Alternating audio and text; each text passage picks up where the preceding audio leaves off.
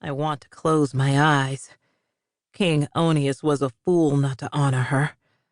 The boar rakes its tusks down and around, uprooting a tree and crushing Titius with it.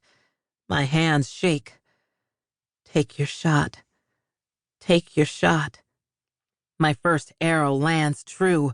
It embeds itself into the boar's left flank, and I exhale, already grabbing the next one. But the boar is undeterred.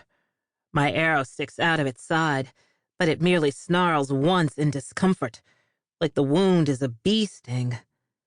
The second arrow hangs loosely between my fingers, and I realize my distance is preventing the beast's destruction. The whole reason Meleager even accepted me here, my aim and acumen, is for nothing. Not when we're staring up at divinely created annihilation. My eyes fall on Meleager, as they too often do. To my surprise, he's staring right back, his dark eyes wide with something between fear and ferocity. Meleager jerks his head toward the boar once, his message clear. Fight. I let my arms fall to my sides.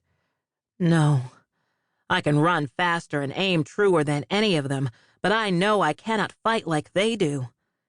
Meleager has already thrown himself back into the action, his sword cutting closer and closer to the boar, but its massive legs and impossibly sharp tusks prove to be strong barriers. Titius still lies forgotten in a red heap in the dirt. The other men crowd around the boar in a semicircle, but they can't hold their position for more than a few seconds. None of them get close enough to land a strike, and I'm too far away to hurt the beast. "Atalanta!" Meleager shouts, his voice strained, far from the steadiness of just a minute ago. I watch, as beside him, Hippomenes tosses his head back to glare at me. That's enough to make me straighten. I respect Meleager. He's earned it. But Hippomenes? I won't let that bastard see me scared. I draw my bow again, sprinting down into the clearing beside the rest of them. Loose dirt gets caught in between the straps of my deteriorating sandals, but I push forward, squinting sunlight out of my eyes until I find my footing right in between Hippomenes and Meleager. They're both a head taller than me, but I square my shoulders as best I can. I look up and try not to vomit. The boar's stench nearly brings tears to my eyes. "What?" My voice is too small. I let another arrow fly, and this time the boar staggers backward. "What's the plan here?" Hippomenes laughs sharply, and Meleager tightens his grip on his sword, his eyes rapidly scanning the carnage before him. "We need to get someone behind it," Meleager mutters. "I can distract it from the front, but there aren't enough of us." I have to shout to be heard over the boar's enraged squealing as it shoves its way closer to us. We're all forced to take a collective step backward, our weapons thrust between us and the boar, as if their steel alone can save us. I hear Laertes curse as he trips over Titius's body. I swallow back a wave of nausea. The boar scrapes its right hoof through the thick, root-choked dirt. It lowers its head, and its black eyes glint menacingly in the bright sun. Hippomenes takes a breath, but I cut him off. "Split up!" I scream, diving to my right and praying the rest of them hear me.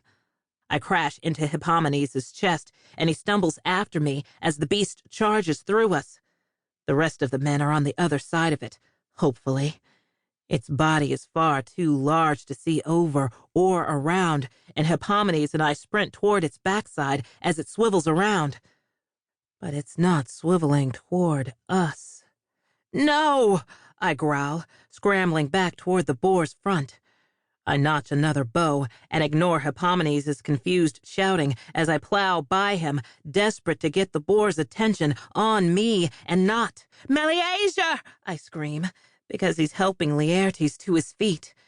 His tunic is ripped to shreds, leaving his muscled back exposed. It's all I see. And then I see the tusks. I run closer, the sound of my own breath becoming deafening. His sweat-slicked skin and the beast's unforgiving tusks are too close to reconcile. I launch another arrow.